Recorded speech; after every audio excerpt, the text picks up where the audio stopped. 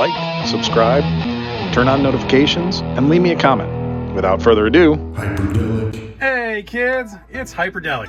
Today, we're going to be taking a look at Turtles of Grayskull, Splinter Skull, Spiritual Sensei. And he's got some metal Bado pieces, so maybe we can put together more of that. Yep, I was really excited for this dude. He is a chunky deluxe figure and he is gorgeous looking. I've seen him online customized and a bunch of other different things, and honestly, I don't care about the customizations. I just want him. He looks like one of the best that they've done so far. We'll take a look at the back real quick. Look at that. That's really cool looking. I also recently picked up April O'Neil, and I'm actually excited for her. I think she looks great, and I think there's been a lot of hate on her, but she is a fantastic looking figure. Let's see. After the turtles vanished, Master Splinter entered a deep meditation. Time and space faded away when he heard them from far, far away.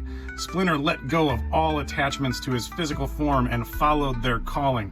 It took him to the first planet of the universe, Eternia, where he suddenly appeared at Castle Grayskull as the spiritual embodiment of the power of Grayskull itself. Dun dun dun dun dun. And so in this one, we get the metal Bado torso. About time. We're still waiting on them dang legs. There are so many pieces to this thing. It's ridiculous. They really planned out a lot of crud. They really wanted to sell us a lot of stuff. They're going to do it again when they do that whole Thundercats crossover. Oh boy. They're just going to keep me buying toys for forever. There's the side art. There's your bottom. Check it out. Barcode. Alright, we're going to open it. I'll see you on the other side. All right, and we are back with Splinter Skull. Okay, so I gotta say right off the bat, he's probably like my fourth favorite Turtles of Grayskull. But I'm gonna say this much: my tops are like, okay, my number one is Slacker. My number two is Leatherhead. My number three is Mutated Ram Man, and this one is number four. Okay, I think he comes in after that, and then after him is like Mutated He-Man. But we've got a couple of other figures coming soon that look like they're going to be pretty good. And to be fair, I still have not acquired a Mutated Merman, so I don't know if that one's one of the best ones either. Splinter Skull comes with a bunch of accessories. One of the accessories is the torso for Metal Bado, right? So like, I'm gonna put them together. I've got the legs. I've got one arm, but if anybody recalls from one of my previous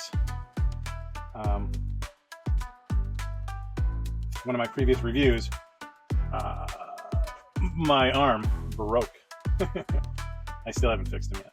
He's gonna be fixed, but not yet. So like, that pops in there. Then I got the head. I don't remember who all these parts come from, but see, you can turn the waist and there's that function. Now, Splinter Skull comes with this shield, and I think the shield is actually supposed to be metal Bados. I'm not 100% sure, but I think it's supposed to be his. So I'm gonna actually leave it with him, mainly because I don't think it looks right in Splinter's hands. It just looks weird. Okay, and Splinter does come with like that back piece, so like if I wanted to, I could plug that on there. But Splinter Skull comes with a cool cape, and it's not fixed to him, but honestly, there's so much going on with this figure, head sculpt wise, that like you just pop it up there and it stays. It's not going nowhere.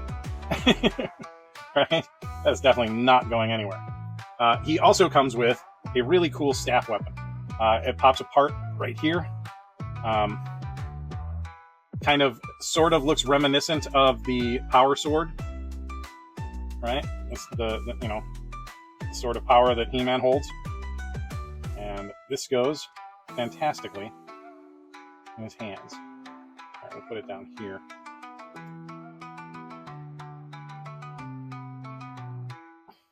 And that way he's holding the spear with 2 hands. Haha. And there is Splinter Skull, all packed out. He comes with one other accessory. It's a claw hand. I probably could have done without this.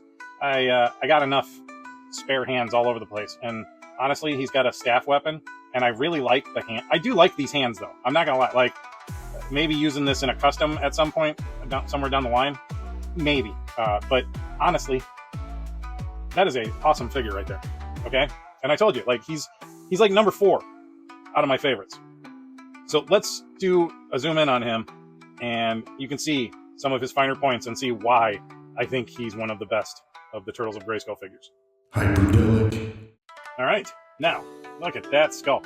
I'm gonna say, like, Mattel has been doing an amazing job with a lot of these newer head sculpts. I mean, even when they were redoing all of the, Masters of the Universe head sculpts. And I want to say even with the WWE figures, like, I don't have I've got like 2 of them, but those head sculpts are pretty, like, phenomenal as far as representing the wrestlers that they represent. This is such a cool figure. Like, it's such a cool figure. The paint on the eyes has a little bit of a kind of a glittery effect to it, metallic look to it. So they shine, and the pupil just adds to the shine. It makes it look fantastic. Like, at one point, when I first took him out of the package, I kept looking at him like, are those like glossy like eyes or something like that? What is going on there? It took me a second. So they did a really nice job. And then if you go around to the back of the head sculpt, he's got like the King Grayskull symbol as a hair braid holder thing going all the way back. I absolutely love this cape. This cape is really, really good. Really good. The fact that it's 2 pieces, put together into a fixed piece that, easily comes off and goes back on. I mean, easily. Like, literally, you just slip it right back on. Bam. You don't have to pop off any joints, nothing. So that's cool. Okay, so let's come down to the torso. I'm going to take this off so we can see a little bit more of what's going on. So he's got this whole, like, King Grayskull updated armor, but he also comes apart and he's got that Splinter's gi is on. So I mean, if you wanted to take the armor off and just have him looking like Splinter, you could do that. And then he's got this upper armor piece that you could take off if you wanted to. It looks like that just kind of looks like it pops back together like that. I'm gonna put the armor back on. This way? No, got it upside down. Very nice design. I like the layers. I like that there's a bunch of different things going on here. Like, they really went out of their way to just pack as much into this as possible. And I'm having a little bit of trouble getting this back on. There we go. Just got to really muscle it. So, and then if we take a look at the bottom half, I'll take that off if I can. Let's see, can I? Okay, so yeah, it does. It comes right off. You got fronties here, and then this whole bottom half. And you could take it off if you wanted to, or leave it on. Personally, I hope that if they do an Eldor, they give him a bottom like this, because I've never liked the way Eldor looked, like how he had like half a robe going. Kind of looked like he was like hanging out at a Mediterranean spa or something. I mean, it's not a bad look. It's just, I don't think that's the look they were going for. So we pop everything back together, and let's just go ahead and take a look. So that's nice that, like, Splinter's gi can, rotate and move. That was nice planning on their part. The cuffs appear to be painted on. Those are painted on.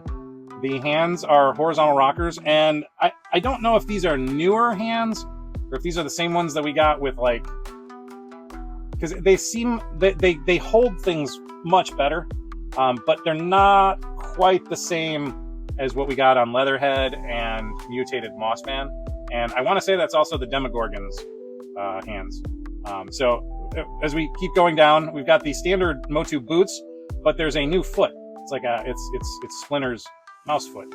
Now we come back around to the back, and look at this. It's got a tail, and it's nice. It's articulated. It can turn, right? There's no bend in this, although it is a little bit flexible, but I wouldn't. I mean, if you want to reshape it, use a heat gun. or hot water, and then you can do all of that. But I think overall, like with the Motu Masters of the Universe Origins like buck and this properties look, like, man, they freaking knocked it out of the park. They did. This is a great figure. But we're gonna save all of that for the wrap up. Right now, we're gonna do a couple of photos with him. Make you see just how pretty he is. Let's do that now.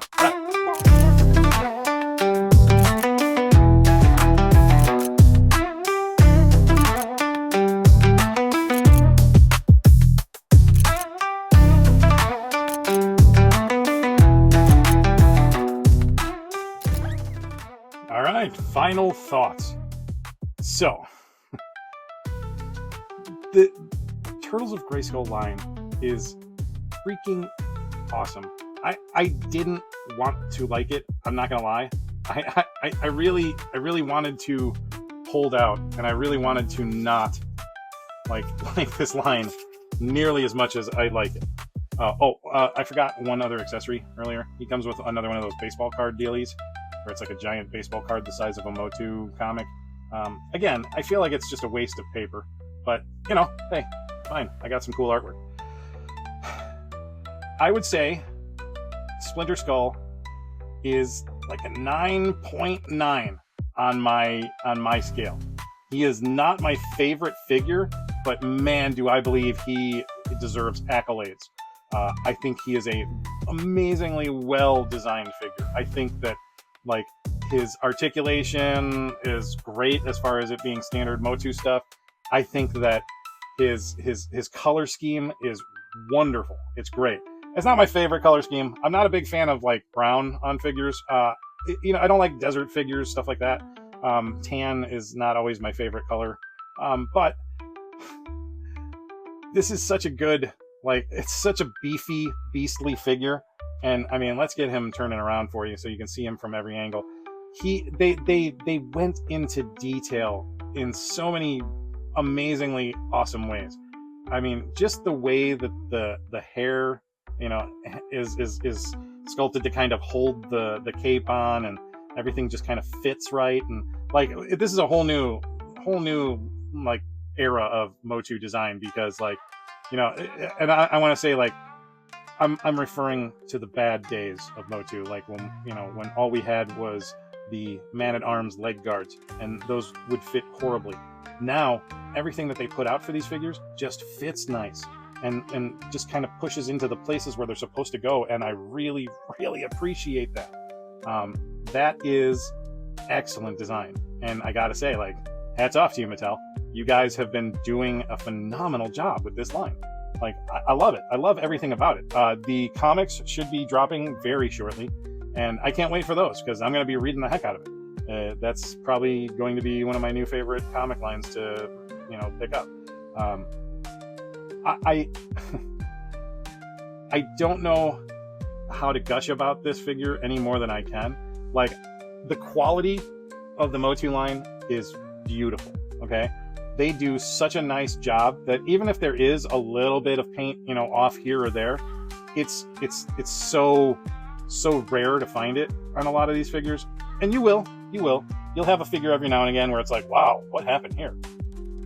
But overall, the quality control with almost all of the Turtles of Grayskull figures that I've gotten is fantastic. There is no broken parts. There weren't anything missing. There's no big scratches or gouges. No wrong parts or anything like that. I have been lucky when it comes to Motu.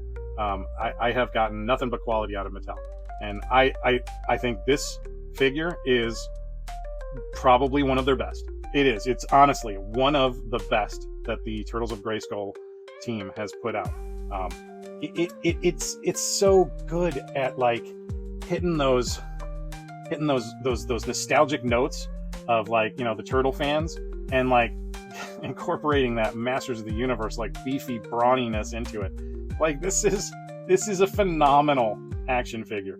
I am proud to have this on my shelf, because it's just like, holy cow, look at how badass he looks. Right, Splinter? Yes, that is right. All right, Splinter, tell everybody what to do. Subscribe, turn on notifications, and then like the video, and send Hyperdellic some money, because you know he needs it. Save the Hyperdellics. send me money. You know how you can do that? You can do it through Patreon. You can become one of my patrons. There's not much out there. I don't really have a lot of people showing interest in the Patreon thing. I'm probably going to do a Ko-fi thing too, and maybe a couple of other ones just to accommodate people who are already signed up for some of these other services. But if you want to support my channel, one of the best and cheapest ways is, you know, subscribing and commenting and, you know, sharing it on social media. That's always helpful. You know, if you could do that for me, that would be great. But definitely spread the word about these Turtles of Grayskull figures too. Like these are fantastic looking action figures. I'm thoroughly enjoying the line. I've bought more of these than I thought I was ever going to, and I don't feel like I'm gonna give up on this line anytime soon. I don't feel like I need to customize this to make it any better. But for those of you in the community who have customized him, man, I've seen some good ones. Some really, really good ones have popped up out there. So keep on with that. That's always awesome. You know, comment. Let me know. You know what you think about this guy. Is he one of your favorites? Have you picked him up? Are you still looking for him out there? Well, let me know. And on that note, I'm gonna say I love you all. Thank you for checking out this review. And you know, hey, have a great day. Honestly, have a great day. I want everybody to have a fantastic day, especially the people in my life. I want them to have the best day that they can possibly have, because then it helps me have a better day. It's purely selfish. Purely selfish. All right, kids. This has been Hyperdellic reviewing Splinter Skull. Remember to play often, and play hard. Peace out. Whoa.